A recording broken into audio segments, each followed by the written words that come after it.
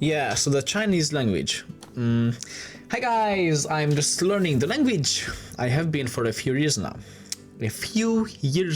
And clearly I haven't been learning English a few years now. My pronunciation is not perfect, but I hope you guys can understand. So, yeah, this language, I just had my first translator and interpreter class of Chinese today, and I want to talk about the language structure a bit.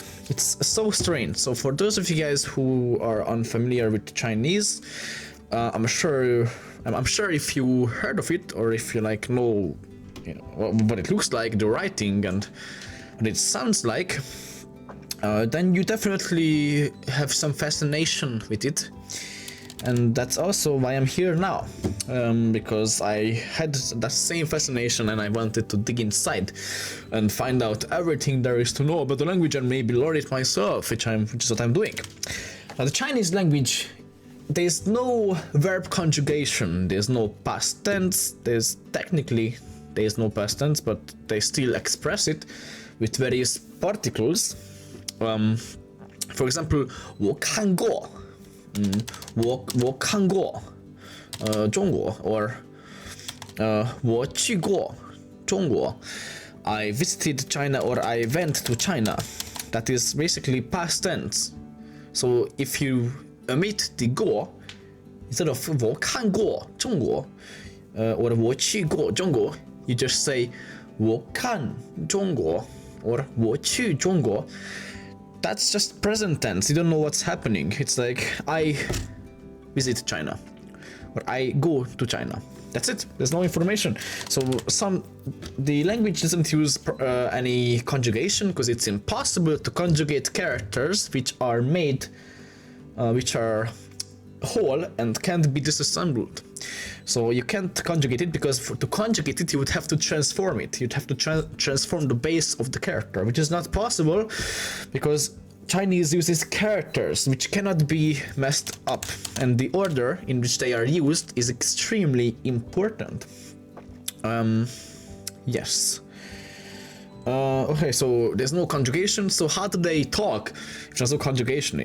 Well, they use grammar particles of various kinds of grammar particles. So essentially, if you want to say I've been somewhere, you add, or you've done something in the past, you add 过 after the verb. In most cases, there's exceptions. The 了 particle is a aspect particle. What does that mean? It means that the aspect of what you want to say gets transformed based on the context it's used in. So you usually use 了 as a way to indicate that an action is still being done and or it has been done in the past and you have started doing it, and you're still doing it. So for example, 我已经学汉语学了2个小时了. I have already been learning Chinese for 2 hours. There's 2 了 because I have been learning Chinese. 我已经学汉语 I have already 我已经学了汉语学了 我已经学汉语学了 I have already been learning Chinese. So the first 了 means I have been learning something, I've been doing something. So in this case, I've been learning Chinese. And the second 了我已经学汉语学了2个小时了 2个小时 2 hours for 2 hours. And 了 at the end of that indicates the whole sentence as something that is I've been doing in the past, but I'm still doing it. It's something like that.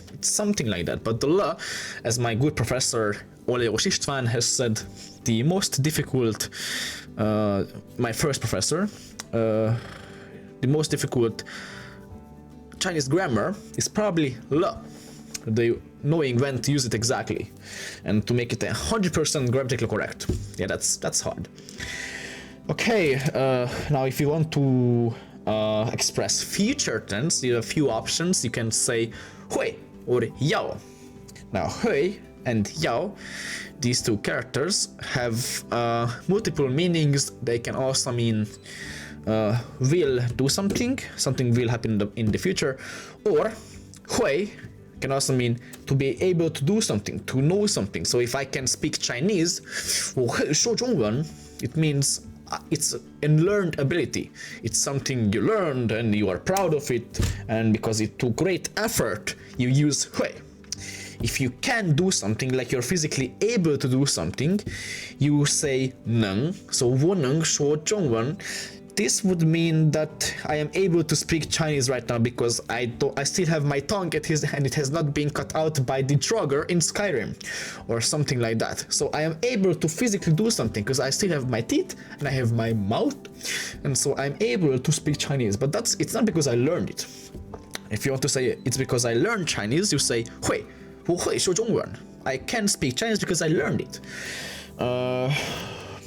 So that means able to do something because you learned it. It's a learned ability, and it also means a future tense in some cases. So 我会看我朋友家. I will visit my friend's house. This is a niche example, but something like that. So I will visit, I will do something. This is it can be used as a future particle 会, but it has other meanings too. So many particles have their own meanings and also are particles, but some particles are only used grammatically and have no meaning of their own, and some have meanings and some can be used as particles. An example of a particle that has absolutely no meaning by itself and it's only a particle is 吗. So 你喜欢中国吗? 你喜欢中国吗? 你喜欢匈牙利吗? 你喜欢意大利吗?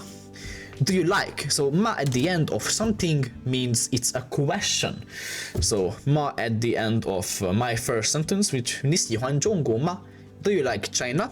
And it's only a yes or no question, not just any question. This can only be used for yes or no questions. So if you say yes or no, and if that's a correct answer to what you're saying or what you're asking, then you have to put ma at the end. It's a very, very handy thing. I love this thing Chinese has going on. Yes, so basically that means that we have the other future tense particle called 要. This is the 要 of 想要, to want something, to would like something. So this means 要 means to want something, but it also means future tense in some cases. You can kind of use it like 会, similar, not exactly but similar, like a future, something will happen in the future. It can also mean that something has to be done. So you have to do something. So 要 can mean you have to do something, something will happen in the future, or you want something, So 想要要, 想要的要, the 要 of 想要, which means to want something. Okay, so yeah, that's particles in a nutshell, a very small nutshell because Chinese is huge and there's a lot of things to know, but this is the basics, guys. Okay, now what else do we have? Well, what if it's like a normal question that's not yes or no? In Japanese, we have ka at the end. 日本人ですか? 日本人ですか? Are you Japanese?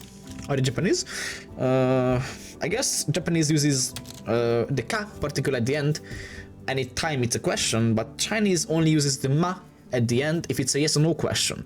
If it's a normal question, you don't need to add anything at the end. It's just a normal question, just like in English. So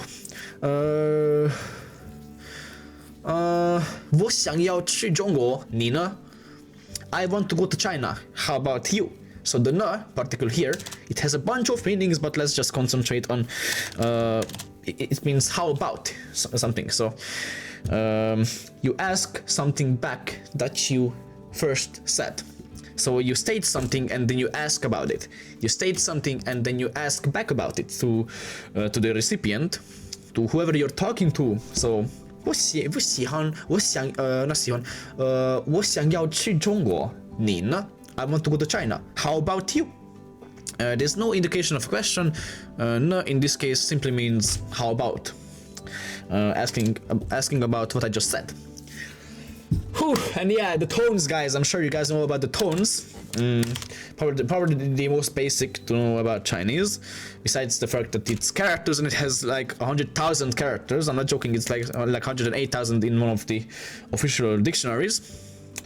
But yeah, there's like hundreds of thousands of Chinese characters. You only have to know about 2.5 to 8,000 of them to be able to be considered literate. You can talk and you can be fluent and you can do anything in Chinese, basically. 2.5 to 7.5, 8,000 or 5,000 average, 5,000 characters. There are, of course, many fields. Just like in English, there are specific fields and specific words just for those fields. And of course, those add a whole bunch of new characters. So if you want to specialize in something, you're gonna have to learn all of the characters associated with the fields, such as law, medicine, film industry, engineering. There's a bunch of words to learn, and you basically have to learn a whole new alphabet, or like 10 other languages alphabets. Basically 10 other languages alphabets worth of letters, which are not letters, these are characters, just to be able to learn, just to be able to speak about a specific subject in Chinese. So you have to learn a whole new language every time you want to go into something specific in Chinese. I guess alphabet-wise, of course, grammar rules and everything are the same, but alphabet-wise you have to learn a whole bunch of new characters every time you want to go into a specific field. Gardening, etc.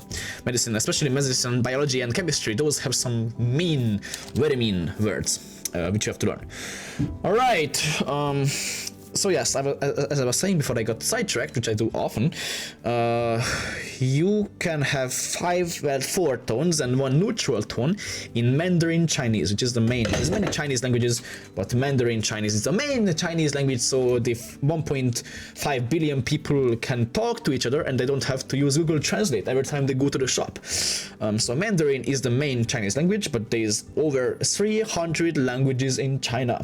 That's right, and this is exactly why the government, many decades ago, decided to create one main Chinese language, so people can actually talk to each other. It's not a freaking Discord call where people are trying to communicate and there's always some interference. You can't understand each other.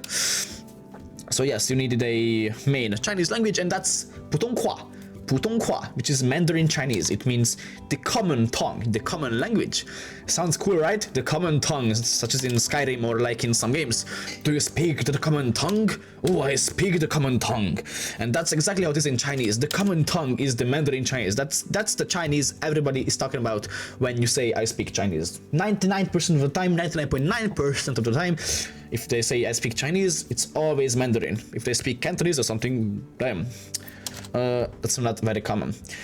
Okay, so Mandarin has 5 tones, 4 and 1 neutral. So ma, the question particle which I talked about before, that ma, is a neutral tone. There's no indication of any tones above the pinyin of the character. A pinyin of a character is the way you say it, written down with the Latin alphabet. So Chinese written in the Latin alphabet is the pinyin. And of course, using that alone is not enough to write in Chinese, because there's many homophones in Chinese, the same words that sound exactly the same as other words, and as such, if there's no characters to distinguish them, you cannot properly communicate in writing with Chinese. Of course, with speaking it is also true, right? I mean, same thing, right? Speaking, writing. Well, with speaking, yes, you say many words the exact same way, but based on the context, and of course this is just something you learn and pick up, this was very hard for me to understand when I was to wrap my head around when I was first learning Chinese. How can people understand each other? There's so many homophones. But you just, like, the context is everything, and like the common expressions, and like probably if you're talking about cleaning a house, you probably won't mean the qiao of the quantum mechanics atom rule, something. You probably mean the qiao of washing something, right? Like that's the most likely what it means. Probably not like running a marathon or eating with your feet. That's probably not what it means. So it's just basic common sense, context, Of course, English has homophones too, Hungarian too, and you know, it's obvious which one it is based on the context. It's the same in Chinese, except there's a bit more of them, but it's still common. It's just a bit more. Okay, so we have defined tones. We have the first tone, ma, second tone, ma, from up to down, third tone, ma, from down, no, go down and then up again, down, so down, go down and then up again. That's ma. It's like a little V above the consonant. That's ma.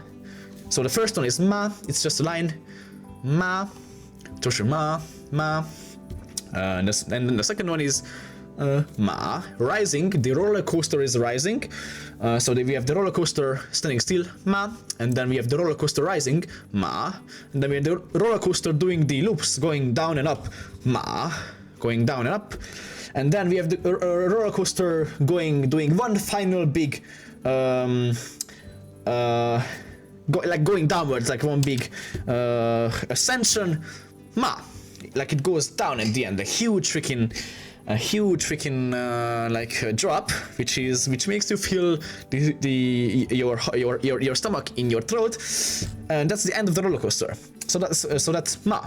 So that's how I distinguish them. I tone 1, 2, 3, 4. I imagine a roller coaster. So ma, ma, ma, ma, ma, ma, ma, ma, and the neutral one, ma, ma. There's no tone. Alright guys, so that's basically Chinese in a nutshell. If you have any questions about Chinese in particular, I'm gonna make a video if you want. Please leave a comment if you want, and I shall do it. Yeah, Chinese is awesome, and I hope you guys enjoy learning languages, if that's why you're here. If not, if it's just a fun fact, yeah, that's fun too, that's awesome too. Fun facts are awesome, and they are very fun, hopefully. So yeah, thank you guys for watching, and I shall see you in the next video. Bye bye.